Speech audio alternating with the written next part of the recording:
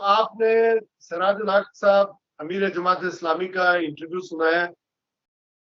मैंने आज जहमत दी है जनाब जावेद राठौर साहब को, जो अमेरिका में मुकीम है और हमारे इस टीवी चैनल पर पहले भी अपीयर होते रहे हैं एज ए तजिया निगार की हैसियत से। आजकल वो पाकिस्तान में बहुत सारे पाकिस्तान में इलेक्शन देखे भी हैं, होते देखे हैं।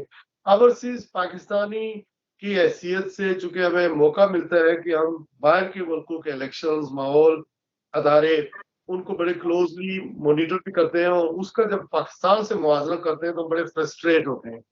आज जावेद राठौर साहब से पूछते हैं कि वो पाकिस्तान के अंदर हैं और उन्हें क्या लग रहा है कि इलेक्शन पहले की तरह ही मैनेज कंट्रोल्ड किस्म के इलेक्शन होंगे या? जी, बिस्मिल्लाहिर्रहमानिर्रहीम। शराज साहब, आपका बहुत बहुत शुक्रिया। ये एक ऐसा सवाल है जिसका जवाब हर पाकिस्तानी को चाहिए, लेकिन कोई भी इस सिलसिले में कॉन्फिडेंट नहीं है और किसी को यकीन नहीं है कि इलेक्शन होंगे या नहीं होंगे, क्योंकि लोगों का जो एतमाद है वो अदारों के ऊपर, हुकूमत के ऊपर, सारे निज़ाम के ऊपर से उठ चुका है और लोग एक तज़ब्ज़ब की सूरत हाल है यहाँ लोगों के अंदर। तो कोई यकीन के साथ नहीं कह सकता कि इलेक्शंस होंगे या नहीं होंगे। देखिए, किसी भी मुल्क में जमहूरियत सबसे बड़ी अहम होती है। कोई ना कोई आपको सिस्टम हुकूमत चलाने के लिए जो है वो फॉलो करना पड़ता है, चाहे वो जमहूरियत हो, आमरीत हो, कोई भी बदतर से बदतर सिस्टम भी हो। लेकिन अगर वो चलता रहे तो तसलसल के साथ, तो उसके अंदर जो है वो जो उसकी जो शॉर्ट कमिंग्स होती हैं वो पूरी होती रहती हैं। वक्त के साथ उसके अंदर जो है ना वो उसकी रेक्टिफिकेशन होती रहती है। लेकिन अगर सिस्टम ही ना चले तो वो कैसे कोई नतीजा निकल सकता है। देखिए, इलेक्शंस जो है मैं समझता हूँ ऐसे ही है, जमहूरी निज़ाम के लिए ऐसे इंपॉर्टेंट है कि जैसे बच्चों की वैक्सीनेशन होती है। और वैक्सीनेशन इसलिए होती है कि उनको किसी बीमारी से जो है जो मुख्तलिफ किस्म की अमराज हैं उनसे बचाया जा सके और उनकी प्रोटेक्शन हो उनकी सेहत के लिए। लेकिन उस वैक्सीनेशन के अंदर अगर प्रॉपर मेडिसिन के बजाय कुछ गलत चीज़ें जो है वो डाली जाएँ और वैक्सीनेशन की जाए, तो ज़ाहिर है कि बच्चों की सेहत तो बेहतर नहीं होगी, तो वो सब के सब बीमार होंगे। तो यही सूरत हाल है इलेक्शन की। इलेक्शन जो है वो जमहूरी सिस्टम को प्यूरिफाई करता है, उसको बेहतर बनाता है, उसको स्ट्रॉन्ग करता है।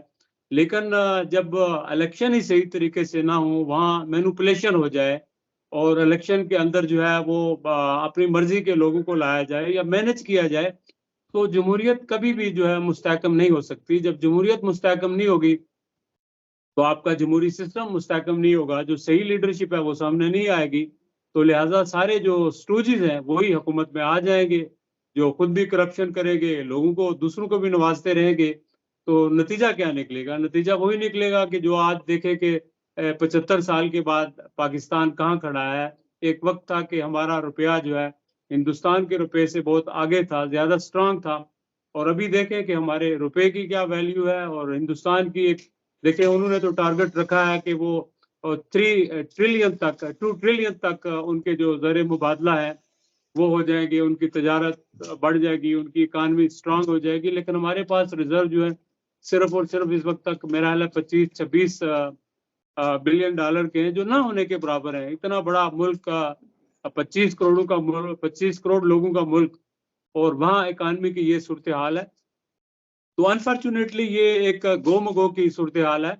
मैं आपको एक मुख्तसरन एक किस्सा बताता हूँ। मैं गया ऊपर, जो है मनाल है इस्लामाबाद के ऊपर एक जगह है, तो वहां से मैंने इस्लामाबाद की तरफ देखा तो धुआं ही धुआं था, कुछ इस्लामाबाद बिल्कुल नजर नहीं आ रहा था। तो बैक साइड पे मैंने देखा केपी के की तरफ, तो वहां मुझे सारा कुछ नजर आ रहा था, यानी वहां पोल्यूशन नहीं था और यहाँ पोल्यूशन था। तो मैंने उस वक्त कहा कि इस्लामाबाद में कुछ भी नजर नहीं आ रहा यहाँ ऊपर से, और लगता ही है कि इस्लामाबाद में जो लोग बैठे हैं उनको इस्लामाबाद से बाहर कुछ नजर नहीं आ रहा। तो यही मैंने महसूस किया है यहाँ पर कि लोग जो है उनको एहसास नहीं है। जिस तरह एक गुर्बत सबसे बड़ा जुर्म है इंसान का, मैं समझता हूँ कि जहालत और आगाही का ना होना वो भी बहुत बड़ा जुर्म है। यहाँ लोगों के अंदर आगाही नहीं है, उनको एहसास ही नहीं है कि वो कहाँ खड़े हैं और उनके साथ हो क्या रहा है और उनका मुस्तकबिल क्या है, उनकी कौम का मुस्तकबिल क्या है, उनके बच्चों का मुस्तकबिल क्या है। उस तरफ किसी को ध्यान नहीं है। लेकिन सारे लोग जो है अपने जो टारगेट्स हैं वो अचीव करने के लिए सरगर्म है। लेकिन वो टारगेट्स क्या हैं? क्या वो मुल्क के लिए है, कौम के लिए है, या चंद अफराद के लिए है, या चंद अदारों के लिए है? देखिए, जो मुल्क और कौम है ना, वो लाज़िम व मलज़ूम होते हैं। या अपने जो क्रोनीज हैं उनकी बेहतरी के लिए सरगर्दा हो जाए, तो फिर वो मुल्क कैसे कायम रह सकते हैं, वो सोसाइटीज कैसे कायम रह सकती हैं? इवेंचुअली उन्होंने जाके एक वक्त के ऊपर ब्रेक होना होता है। तो ऐसी सूरत हाल है पाकिस्तान में। मैं तो देख के ये समझ रहा हूँ कि यहाँ तो एहसास ही नहीं लोगों को ना। तो एहसास ना हो तो फिर कुछ भी हो जाए, कोई फर्क नहीं पड़ता। बुनियादी बुनियादी फर्क यह है कि चूंकि as a overseas Pakistani and being living in super power America के अंदर आप रहे हैं, 20-25 साल हो गए आपको। पहले पाकिस्तान से हम अमेरिका गए, तो दोनों का जब मुवाजना करते हैं तो जाहिर है बहुत सारा गैप नजर आता है। लेकिन हमारी समझ इतनी दुरुस्त नहीं है। लेकिन जो अरबाब इख्तियार हैं, जो हमारे पॉलिटिशियन है, हुक्मरान है, ये जो क्यादत है, एस्टेब्लिशमेंट है, उनको तो बाहर के मुल्कों का पता ही है कि वो किस तरह प्रोग्रेस कर रहे हैं, किस तरह तरक्की कर रहे हैं। मुझे ये बताइएगा कि चूंकि नवाज शरीफ साहब पाकिस्तान में जिस तरह उनको प्रोटोकॉल दिया जा रहा है, पैसी prime minister, I mean prime minister in waiting, उससे आपको लगता है कि जिस तरह के हमारे मसाइल हैं, जिस तरह के आपने गिनवाए हैं, वो अगर पहला सवाल तो ये है कि क्या वजीर आजम की कुर्सी से, इक़्तिदार से थोड़े ही दूर आपको लगते हैं? और अगर वो वजीर आजम बन जाते हैं तो जो हमारे मसाइल हैं, जो अवाम है, और जो मईशत का खास करके जो कबाड़ा हमने किया हुआ है, वो उसको संभाला दे पाएंगे? जी, मेरा ख्याल है कि बिल्कुल नहीं। उसकी बुनियादी वजह ये है कि अभी जिस तरह मियाँ साहब को लाया जा रहा है, तो वो तो बिल्कुल यानी वो पूरी तरह जो हुकूमत है वो कोशिश कर रही है कि मियाँ साहब आए। एक प्री रिगिंग जो है वो हो रही है, और उसकी वजह से तो पहले ही उनकी क्रेडिबिलिटी अभी मुतासर हो चुकी है। अगर कल वो आते भी हैं तो लोग तो यही कहेंगे कि इनको मैनिपुलेशन के ज़रिए लाया गया है, इनको तो एक ख़ास तरीके से उनको लाया गया एक प्लानिंग के तहत, तो वो एक जो जेन्युइन इलेक्शंस हैं उनकी सूरत में नहीं आए। हो सकता है कि उनको इस तरह का चांस मिले, लेकिन जो कुछ कोशिशें अभी हुई हैं उनसे यही साबित होता है कि उनको लाया जा रहा है। तो जब उनकी क्रेडिबिलिटी नहीं होगी तो फिर क्या होगा? और फिर दूसरी बात ये कि इलेक्शन जब होते हैं ना, तो इलेक्शंस के अंदर पब्लिक जो है वो चार्ज होती है। हर कॉन्स्टिट्यूएंसी के अंदर लोगों का किसी खास ग्रुप से, किसी खास शख्सियत से, किसी खास पार्टी से एक गहरा ताल्लुक होता है। तो जाहिर है कि उस वक्त अगर उनको नजर आए कि सामने सामने धांधली हुई है बड़े पैमाने पर, तो फिर उसके रिपरकशन बड़े संगीन हो सकते हैं, वहाँ राइट्स हो सकते हैं, वहाँ एक सिविल वार की सूरत हाल भी सामने आ सकती है। तो मेरा ख्याल है शायद एस्टेब्लिशमेंट को और हुकूमत को इस चीज़ का भी अदराक है, और वो परेशान है, और शायद इसी वजह से अभी किसी ने पिटीशन भी डाली है इलेक्शन कमीशन में कि जी इलेक्शन मुलतवी किए जाए, और इस तरह के सर्वेज भी आ रहे हैं और इस तरह की सूरत हाल है। तो मेरा ख्याल है इन सारी चीज़ों से जो अपनी अपनी जगह पे सारे लोग डटे हैं, उनको ज़रूरत है कि एक ग्रैंड डायलॉग करें सारे लोग बैठ के, क्या एस्टेब्लिशमेंट हो, जुडिशरी हो, या पॉलिटिशियंस हो, और ग्रैंड डायलॉग करें कि भाई हम मुल्क को कहाँ लेकर आए हैं, अब मुल्क को इस बंवर से हम कैसे निकाल सकते हैं। जो प्लानिंग बनानी है अगले 10 साल की या 20 साल की, वो बनाएं, और एक कोड ऑफ एथिक्स जो है उसके जरिए जो है वो पॉलिटिक्स भी करें, और सारे अदारे अपना काम करें। जुडिशरी देख लें, उसका जो बुनियादी काम है वो नहीं कर रही। हमारे डिफेंस वाले अदारे अपना काम बुनियादी जो है वो करके बाकी चीज़ों में, पॉलिटिशियंस भी जो है वो बजाय इसके गुड गवर्नेंस देने के, वो अपनी जायदादें बढ़ाने के और लूट मार में लगे होते हैं, इरिस्पेक्टिवली किस पार्टी के। तो यानी एक ग्रीड जो लोगों के अंदर आ गई है, एक सोसाइटी के अंदर आ गई है, उसको देख के आम अवाम भी जो है वो उसी तरह भेड़ चाल चल रहे हैं। और नतीजतन मुल्क के अंदर जो है इस वक्त एक ऐसी सूरत हाल है कि आप तसव्वुर नहीं कर सकते कि ये वही पाकिस्तान है जो 20 साल या 30 साल पहले हमने छोड़ा था। बिल्कुल नहीं, पाकिस्तान बदल गया है, लोग बदल गए हैं, क्योंकि उनकी सोचें बदल गई हैं, उनकी प्रायोरिटीज बदल गई हैं, और इसमें जो बड़ा किरदार अदा किया मेरा ख्याल है हमारी जो लीडरशिप है, उसको देखकर लोग बदले हैं। चूंकि हमारी लीडरशिप भी कोई एग्जाम्पलरी नहीं थी, कोई काबिल सिताइश उन्होंने ना काम किए, ना कंडक्ट जाहिर किया, ना उनकी गवर्नेंस अच्छी थी। तो यही वजह है कि लोग भी बस, हर आदमी जो है वो अपने लिए जी रहा है और अपनी कोशिश कर रहा है बाई हुक और क्रुक। उसको सोसाइटी का, बाकी मुल्क का और किसी का कोई उसको ख्याल नहीं है। मियां मोहम्मद नवाज शरीफ साहब को ज़ाहिर पाकिस्तान लाया गया, कोई डील हुई या प्लान का हिस्सा था या बाहर से कुछ किसी ने मीडिएशन की या दबाव डाला या इन्होंने खुद कोई डील की, लेकिन हमारी एस्टेब्लिशमेंट को सामने नजर आ रहा है कि अवाम इनको तस्लीम नहीं कर रही है। ये जलसे नहीं कर सके। एक बड़ा जलसा हुआ है लाहौर में इनका जिस दिन ये गए, उसके बाद 1-2 महीने होने वाले हैं तकरीबन, ये फिर कोई जलसा नहीं कर सके। एक कन्वेंशन वाला वर्कर कन्वेंशन हुए, उसमें लोगों का हमने देखा कि जो प्रेजेंस थी वो बहुत कम थी।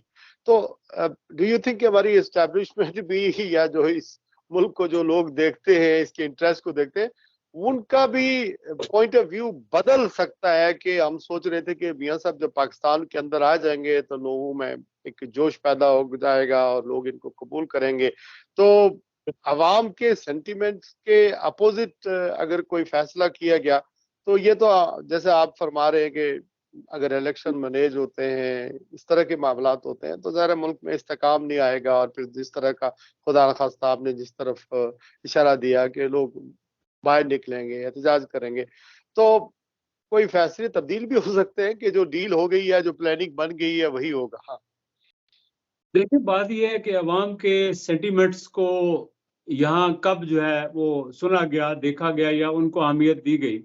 तो अवाम के सेंटिमेंट्स को और अवाम को तो कोई खातर में नहीं लाता। और ख़ुसूसन जब जिन लोगों के पास ताकत होती है, तो आपको पता है कि ताकत जो है वो जिसको मिल जाए तो वो फिर कोई दलील नहीं मानता। तो वो कहते हैं ना कि ताकत और जहालत 2 ऐसी चीज़ें हैं कि जिनके सामने दलील की कोई हैसियत नहीं होती।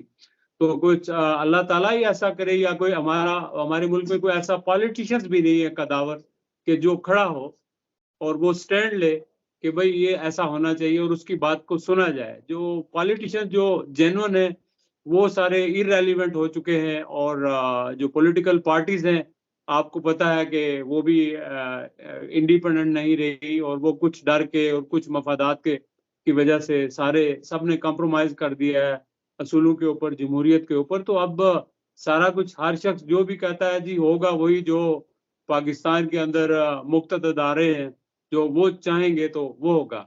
अब उनकी क्या सोच है, वो कहाँ से गाइडलाइंस लेते हैं, वो जो पॉलिसीज़ बनाते हैं, उनके ऊपर कितनी रिसर्च होती है, किस-किस एंगल से वो उनको एनालाइज़ करते हैं, उनके रिपरकशंस को देखते हैं कि उनके आफ्टर इफेक्ट जो है साल बाद, 2 साल बाद या 20-25 साल बाद मुल्क के ऊपर क्या होंगे। मैं नहीं समझता कि कोई ऐसा इंडिपेंडेंट अदारा है। उनके अपने ज़रूर ऐसे रिसर्चर होंगे, लेकिन वो ज़ाहिर है कि वही लाइन लेते हैं जो ऊपर से उनको लाइन दी जाए। जब जिस तरह अमेरिका जैसे मुल्क में इंडिपेंडेंट थिंकर्स होते हैं, रिसर्चर्स होते हैं, वो हुकूमतों को गाइड करते हैं, अपना ओपिनियन देते हैं, तो फिर हुकूमतें भी सारी चीज़ों को पेश नज़र रखकर उनको बड़ा कम्प्रिहेंसिवली रिव्यू करने के बाद अपनी पॉलिसीज़ को जो है वो बनाती हैं, ड्राफ्ट करती हैं और फिर भी उसको बार-बार चेक किया जाता है। तो हमारे यहाँ तो जो ऊपर बैठे हों, जो उनके ज़हन में आया वही पॉलिसी है, चाहे उसके जो भी अच्छा, रिपरकशंस हों, लेकिन मियां वो साहब देख के जलसे क्यों नहीं हो रहे हैं? और दूसरी तरफ हम देखते हैं कि खैबर पख्तूनख्वा में दफा 144 है, पाबंदियां हैं, गिरफ्तारियां हैं, वहां पर लोगों की बड़ी मोबिलाइजेशन नजर आ रही है। जलसे क्यों नहीं हो रहे? जलसे तो अवाम से होते हैं। जब अवाम जलसों में शरीक नहीं होंगे तो जलसे नहीं होंगे। जब अवाम जलसों में नहीं होंगे तो जलसे कैसे होंगे अवाम के बगैर? नहीं, खैबर पख्तूनख्वा में जो पीटीआई के कन्वेंशन हो रहे हैं और जिस तरह की पब्लिक की मोबिलाइजेशन हो रही है, दफा 144 है, गिरफ्तारियां हैं, नाके हैं, पाबंदियां हैं, इसके बावजूद जो निकल रहे हैं, तो इससे क्या फर्क पड़ेगा? देखिए, इससे एक चीज दोबारा जो है वो सामने हो रही है कि लोग स्टिल जो है वो पीटीआई के साथ हैं और इमरान खान के साथ हैं। तो ये चीज जो है दोबारा खुल के एस्टेब्लिश हो रही है कि इतने तशद्दुद के बावजूद, इतनी सप्रेशन के बावजूद लोग साथ हैं। और उनका एक वजह ये भी है कि लोग समझते हैं कि ये बार-बार सारे सिस्टम को जो है वो डिरेल किया जाता है, मैनेज किया जाता है। तो लोगों के अंदर एक गुस्सा है, वो गुस्सा जो है खत्म नहीं हो रहा। और ये गुस्सा सिर्फ पीटीआई के लोगों में नहीं है, अभी पीपल्स पार्टी के जो जेन्युइन लोग हैं वो भी यही समझते हैं। मुस्लिम लीग नून के जो पॉलिटिकल वर्कर हैं वो भी यही समझते हैं कल मैं एक दो लोगों से मिला, नून के लोगों से, एक मेहताब अब्बासी थे, तो जो गवर्नर भी रहे, तो उनके भी बड़े कंसर्न थे इस सिस्टम से। शायद खाकान अब्बासी, आपको पता है कि वो भी जो है पीछे हट चुके हैं। तो बहुत सारे सेंसिबल लोग इसी तरह पीपल्स पार्टी में भी हैं। तो मेरा ख्याल है कि ये अगर मुल्क को चलाना है, सिस्टम को चलाना है, तो मुल्क के अंदर एक ग्रैंड डायलॉग की जरूरत होगी, जिसमें सारे लोग बैठ के एक एक इंच पीछे हटें और अपनी जो पोजीशन है उससे पीछे हटें और कोई ऐसा वे आउट निकालें कि मुल्क को इन क्राइसिस से निकाला जा सके। वरना आप आईएमएफ के सहारे पर तो जिंदा नहीं रह सकते। यहाँ महंगाई इतनी, आप देखें ना, 30,000 एक गरीब आदमी तनख्वाह लेता है और 30,000 यहाँ एक वक्त के खाने पे 50-50,000 लोग इसी मुल्क में खर्चते हैं। कितनी डिस्पैरिटी है, कितनी तफावत है गरीब और अमीर के अंदर। तो ये अगर बढ़ती गई तो कल सिविल वार होगी और यही लोग जिनके पास कुछ नहीं है, ये अमीरों के बंगलों पर कब्जा करेंगे। रोकने के लिए यही है कि अभी से जो जिनके पास बहुत कुछ है, चाहे वो सरमाया है, चाहे वो ताकत है उनके पास किसी तरह की भी, तो उनको मेरा ख्याल है कि रिकंसिडर करना चाहिए, जो उनकी पोजीशन है उससे पीछे हटें और आवाम का सोचें और मुल्क का सोचें। इमरान खान के ऊपर जिस तरह की सख्तियां की जा रही हैं, जिस तरह के उनकी केसेस हैं, वो जिस तरह उन्हें कटहरे में ले जाकर खड़ा कर दिया गया है, बल्कि अदालत भी अब डयाला जेल बन गई है, प्रोसिक्यूशन भी वहाँ है, सारे वहाँ पे डयाला जेल के अंदर मामलात हो रहे हैं। तो ये सब लोगों को ये समझाना जा रहा है कि अब इमरान खान पाकिस्तान की पॉलिटिक्स से, इलेक्शन के प्रोसेस से माइनस समझें। तो आपकी अंडरस्टैंडिंग भी यही है कि इमरान खान वाकई पाकिस्तान की सियासत से माइनस हो जाएंगे? नहीं जी, इमरान खान अगर माइनस हूँ भी जाती तौर पर, तो मेरा नहीं ख्याल कि उनका नजरिया है वो जो है वो मुतासर होगा या उसको सप्रेस कर सकेंगे, क्योंकि लोग अभी डिटर्मेंट हो चुके हैं और लोग समझ चुके हैं कि जो कुछ भी मुल्क में हो रहा है वो गलत हो रहा है, और उसी वजह से लोग इमरान खान के साथ डटे हैं। और मेरी भी कुछ लोगों से, आम लोगों से बात हुई, तो मैंने कहा देखें, ताकत के जरिए आप जो चाहें कर सकते हैं, क्योंकि ताकत आपके पास है, लेकिन आप ये जरूर देखें कि आप ताकत जो इस्तेमाल करके जो चाहते हैं वो कर लेंगे, लेकिन इसके नतायज क्या निकलेंगे, इसके रिपरकशंस क्या होंगे, क्या वो मुल्क के लिए फायदा मंद होंगे, अदारों के लिए फायदा मंद होंगे। तो अगर इमरान खान तो एक शख्सियत है, इमरान खान को आज अगर फांसी भी दे दी जाए तो वो पहले भी हीरो था, आइंदा भी हीरो बन जाएगा, लेकिन नुकसान किसको होगा? मुल्क को होगा और अवाम को होगा और पाकिस्तान को होगा। और बाहर की दुनिया में जो इमरान खान का इमेज है तो वो और बढ़ेगा और पाकिस्तान का इमेज और खराब होगा, यहाँ की जुडिशरी का, यहाँ के सिस्टम का। तो मेरा ख्याल है कि अल्लाह ताला इन सारे लोगों को अकल दे, वो अकल के नाखिन लें और अपनी जो नहीं, पॉलिसीज हैं उनको। आपने आजाद कश्मीर से लेकर लाहौर तक का, बल्कि अनवर पंजाब का सफर किया है, क्या लोगों के सेंटिमेंट क्या है इस मौके पर टुवर्ड्स भी इमरान लोग तो खान यही एंड कह, PMLN? सेंटिमेंट्स यही है कि लोग तो अपसेट हैं, जो कुछ हो रहा है उसके ऊपर लोग खुश नहीं है, कोई भी खुश नहीं है, हर आदमी परेशान है।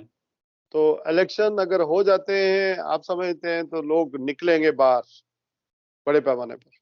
इलेक्शन के अंदर जाहिर है कि अगर धांधली हुई तो मेरा ख्याल है कि उसका बहुत गलत नतीजा निकलेगा।